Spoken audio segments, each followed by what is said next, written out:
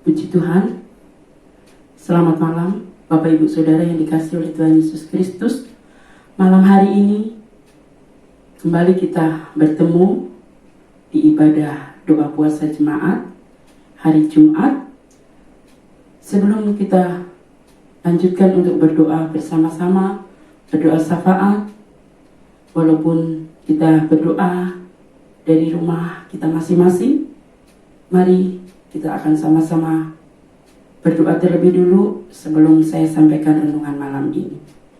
Terima kasih Tuhan buat segala kebaikan-Mu. Kalau pada malam hari ini Engkau masih memberi kami kesempatan untuk berkumpul bersama sidang jemaat-Mu, menaikkan doa puasa. Sebentar kami mau dengar firman-Mu, urapi hamba-Mu, urapi setiap kami yang mendengarkannya, sehingga firman ini boleh menjadi kekuatan dalam hidup kami. Segala kuasa iblis roh jahat yang mengganggu pemberitaan firman-Mu, kami tolak keluar di dalam nama Tuhan Yesus Kristus. Kami sambut firman-Mu dalam nama Yesus. Amin. Puji Tuhan, Bapak Ibu yang dikasihi oleh Tuhan Yesus Kristus, saudara yang saya kasihi, malam ini saya berikan judul firman Tuhan, orang biasa menjadi luar biasa bersama Tuhan. Pembacaan pertama kita di dalam Hakim-Hakim pasal 3 ayat 31. Judulnya adalah Samgar. Demikianlah firman Tuhan. Sesudah dia bangkitlah Samgar bin Anat. Ia menewaskan orang Filistin dengan tongkat penghalau lembu, 600 orang banyaknya. Demikianlah ia juga menyelamatkan orang Israel. Saudara, dari pembacaan ini kita kembali diingatkan. Firman Tuhan itu selalu mengingatkan kepada kita. Dikatakan seorang yang bernama Samgar, itu berarti dia seorang penggembala lembu. Makanya dia punya tongkat untuk menghalau lembu. Dia harus menghadapi orang Filistin. Satu orang berhadapan dengan 600. Dan 600 orang Filistin ini bersenjata, Alkitab mencatat. Tetapi dalam pembacaan yang hanya satu ayat ini, di sini kita jelas melihat peperangan itu dimenangkan oleh Samgar, yang dengan bersenjatakan cuman tongkat penghalau lembu. Luar biasa. Bagaimana mungkin itu bisa terjadi? Sesuatu yang mustahil. Orang yang tanpa senjata berhadapan dengan 600 orang dengan keahlian berperang. Tapi kemenangan ada di tangan Samgar. Tentu semua ini terjadi semata-mata karena penyertaan Tuhan. Bukankah seringkali kita juga berhadapan dengan satu masalah, satu kesulitan, satu penyakit yang seolah-olah kita tidak mungkin untuk mengalahkannya. Tapi lewat pembacaan pada malam hari ini diingatkan.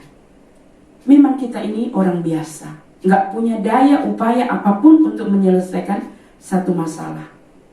Tetapi ketika kita mengandalkan Tuhan, Tuhanlah yang membuat kemenangan itu terjadi. Bukan tongkatnya. Tongkat di tangan Tuhan menjadi satu alat yang ajaib untuk buat mujizat. Saudara ingat cerita di Bilangan pasal 17 ayat 7 sampai 10. Di sana diceritakan ada 12 suku, ada 12 tongkat, dan salah satunya adalah tongkat Harun. Satu saat didapati tongkat Harun ini bertunas. Bukan hanya bertunas, tapi mengeluarkan kuntum. Kita nanam bunga keluar kuntum aja senang sekali. Ini tongkat. Tongkat itu pasti benda yang mati karena dia pasti sudah dihalusin untuk jadi tongkat itu. Nggak mungkin numbuh lagi, gitu.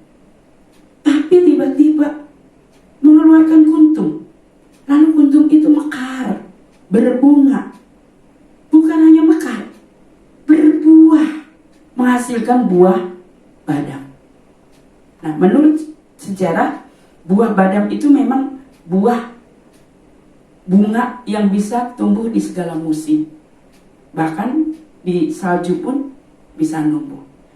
Tetapi yang mengherankan di sini, dia tumbuh di tongkat yang adalah benda mati itu. Jadi di sini pun kita melihat benda mati, sesuatu yang gak bisa bergerak, gak bisa kita harapkan untuk memberi pertolongan. Tapi di tangan Tuhan itu bisa menjadi benda hidup yang dipakai untuk membuat pertolongan, bahkan mujizat. Demikian pula Musa. Musa pun punya tongkat. Berbeda dengan tongkat Harun. Tongkat Musa itu juga tongkat biasa.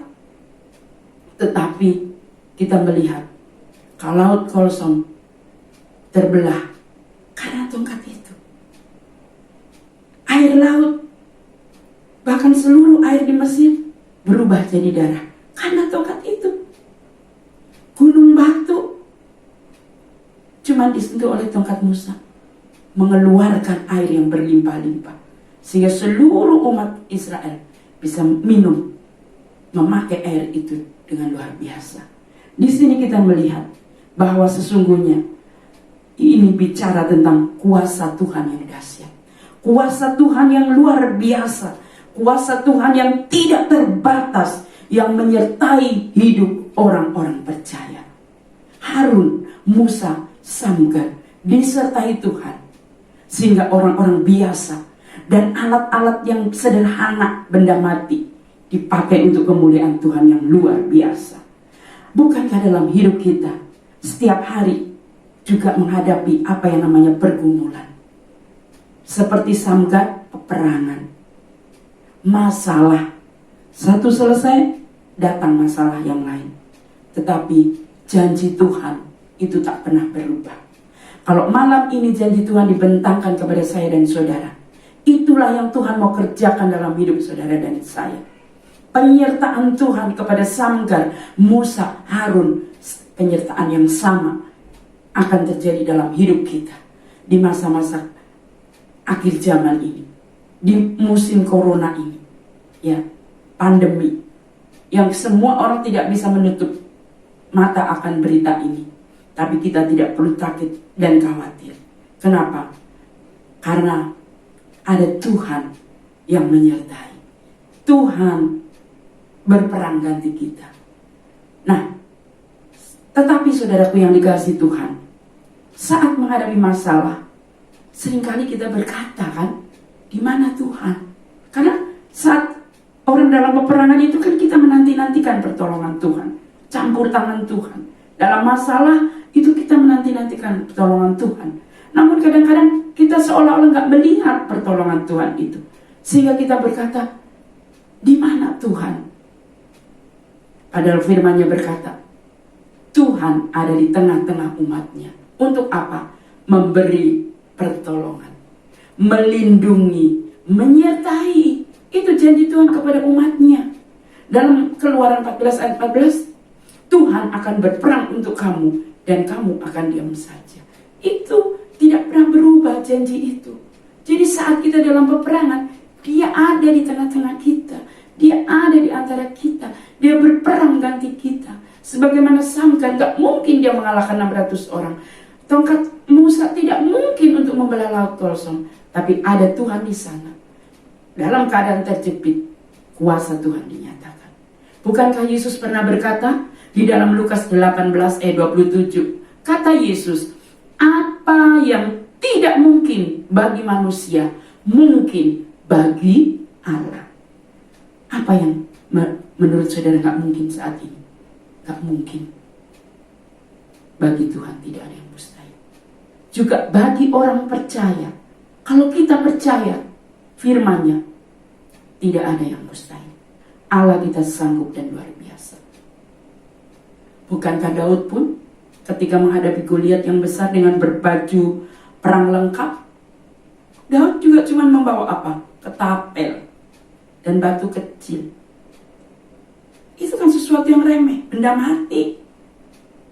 Tetapi ternyata Goliat kalah Padahal dia seorang pahlawan di Filistin, tidak pernah kalah perang. Tapi menghadapi umat Tuhan, karena Daud bilang, engkau datang dengan lembing, tombak dan peralatan perang, tapi aku datang demi nama Tuhan yang hidup. Bukan batunya, bukan ketapelnya, tapi kuasa Tuhan yang dahsyat yang menyertai Daud, sehingga Goliat raksasa itu dikalahkan. Demikian pula Gideon. Saudara ingat cerita tentang Gideon?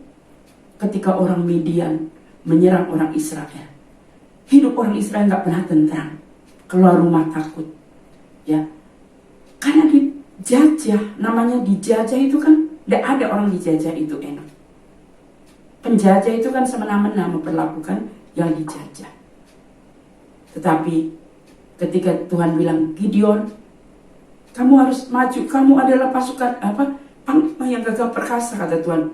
Gideon bingung, loh, dia sedang ngumpet, dia cuma seorang pemuda biasa di tempat pengirian gandum. Dia bukan seorang pahlawan, bukan seorang tentara, tapi karena Tuhan yang menyuruh dia maju menghadapi musuh, dia kumpulkan tentara, pasukan bangsa Israel 30.000 orang. Lalu dia maju berperang. Dia tanya, Tuhan, mungkinkah aku menang dengan 30.000 ini dibandingkan tentara musuh orang Midian? Sangat banyak. Dan mereka ahli perang karena memang sedang menyerang bangsa Israel. Tapi Tuhan malah berfirman apa? Tanyakan kepada 30 orang itu. Yang takut suruh pulang, yang tidak takut tetap maju. Ketika Gideon bilang, yang takut pulang, siap, 20.000 pulang, tinggal 10.000. Betapa ciutnya hati Gideon sebagai seorang manusia. 30.000 aja masih meragukan, takut menghadapi pasukan musuh yang begitu besar. Tapi Tuhan bilang lagi, ketika Gideon mau maju, Tuhan, kami mau maju. Tuhan berfirman lagi, aku akan memilih orang yang minum di sungai dengan mengangkat air pakai tangan dihirup. Dialah yang berangkat pergi berperang bersama kamu. Tapi yang menjilat seperti anjing, dia harus pulang. Ketika Gideon memerintahkan prajurit itu minum, ternyata yang menjilat lebih banyak daripada yang mengambil pakai air tangan. Yang mengambil air dengan tangan cuma 300 orang. Bayangkan, Gideon maju perang dengan 300 orang. Udah gitu Tuhan pesan lagi, senjatanya bukan lazim orang berperang, tapi disuruh bawa buyung, obor, sangkakala. Gak masuk akal. Udah gitu, kau bagi 3 itu pasukan, kata Tuhan. Dibagi 3. 100, 100, 100. Nah, ketika mereka berhadapan langsung dengan orang Midian, mereka harus memecahkan buyung. Nah, kayak anak main-main kan? Masa perang memecahkan buyung, meniup sangkakala sambil mengangkat obor? Itu ada, saudara, kalau kita baca di Hakim-Hakim pasal 7 ayat 20. Demikianlah ketiga pasukan itu bersama-sama meniup sangkakala dan memecahkan buyung dengan memegang obor di tangan kirinya dan sangkakala di tangan kanannya untuk ditiup serta berseru, pedang demi Tuhan dan demi Gideon. Ayat 21. Sementara itu tinggallah mereka berdiri masing-masing di tempatnya sekeliling perkemahan itu. Tetapi seluruh tentara musuh menjadi kacau balau, berteriak-teriak dan melarikan diri. Saudara, mereka cuma diam. Alkitab mencatat, memecahkan buyung, meniup sangkakala, memegang obor. Tentara musuh kacau balau, melarikan diri. Rajanya dikejar, 2 rajanya ditangkap dan akhirnya dibunuh, yaitu Raja Oreb dan Seb. Sebab itu, saudaraku, lewat cerita ini bukan berarti banyak baru menang. Ini cuma tentara kecil bisa mengalahkan musuh yang besar. Karena apa? Tuhan yang menyertai. Bukan obornya yang mengalahkan, bukan buyungnya. Buyung itu kan tempat air tapi kosong, sudah mecah gitu. Suatu yang gak mungkin, tapi bagi Tuhan mungkin. Nah, saudara, Tuhan sanggup pakai Gideon orang biasa, Samgar orang biasa, Musa, Harun menjadi orang yang luar biasa, melakukan pekerjaan Tuhan yang dahsyat dan ajaib. Karena apa? Orang-orang ini menyerahkan hidupnya ke dalam tangan Tuhan, mengandalkan Tuhan. Pun Daud, dia andalkan Tuhan. 1 Korintus 1 ayat 27. Tetapi apa yang bodoh bagi dunia dipilih Allah untuk memalukan orang-orang yang berhikmat, dan apa yang lemah bagi dunia dipilih Allah untuk memalukan apa yang kuat. Saudara, mungkin dunia menganggap kita lemah, tak berdaya, tak punya kekuatan. Tapi justru firman-Nya berkata, justru apa yang dianggap lemah, apa yang dianggap gak berhikmat oleh dunia itu, dipilih Allah untuk mempermalukan orang-orang yang merasa diri kuat. 1 Korintus 2 ayat 5. Supaya iman kamu jangan bergantung pada hikmat manusia, tetapi pada kekuatan Allah. Saudara, bukankah saat kita berdoa, seringkali kita mengandalkan pikiran kita, padahal seharusnya kita mengandalkan kekuatan Allah yang besar. 1 Korintus 1 juga ayat 29. Supaya jangan ada seorang manusia pun yang memegahkan diri di hadapan Allah. Saudara, jangan seorang pun merasa aku bisa karena aku. Kita bisa karena Tuhan. Saat kita melipatkan lutut, berserah kepada Tuhan, Tuhan yang akan berperan ganti kita. Tuhan yang akan membela kita. Dia luar biasa, kita biasa. Dan dia sanggup membuat kita pun jadi luar biasa di tangannya. Puji Tuhan, demikianlah firman Tuhan. Malam ini, apa pergumulan kita? Mari kita bawa kepada Tuhan. Percayalah, keterbatasan kita, kelemahan kita, Tuhan sanggup ubah menjadi sesuatu yang luar biasa ketika kita menyerahkan itu kepada Tuhan. Baiklah, kita akan akhiri firman Tuhan ini. Kita sama-sama berdoa. Terima kasih Tuhan buat firman-Mu yang mengingatkan kepada kami supaya kami tidak takut menghadapi hari-hari yang jahat, tetapi kami tetap berharap berserah bersandar kepada Tuhan. Sebagaimana Samgar, sebagaimana Daud, Musa, Harun, Gideon, mereka orang-orang biasa. Tetapi ketika menyerahkan hidupnya kepada Tuhan, mereka memenangkan setiap peperangan yang mereka hadapi. Pun kami Tuhan, kami tidak tahu peperangan apa yang sedang dihadapi oleh umat-Mu. Mungkin penyakit, masalah, persoalan. Tetapi kami percaya, selama kami berjalan bersama Tuhan, Tuhan yang akan menolong kami, berperang ganti kami. Memang kami orang lemah dan terbatas, tapi di tangan Tuhan, Kau sanggup membuat kami luar biasa. Terima kasih.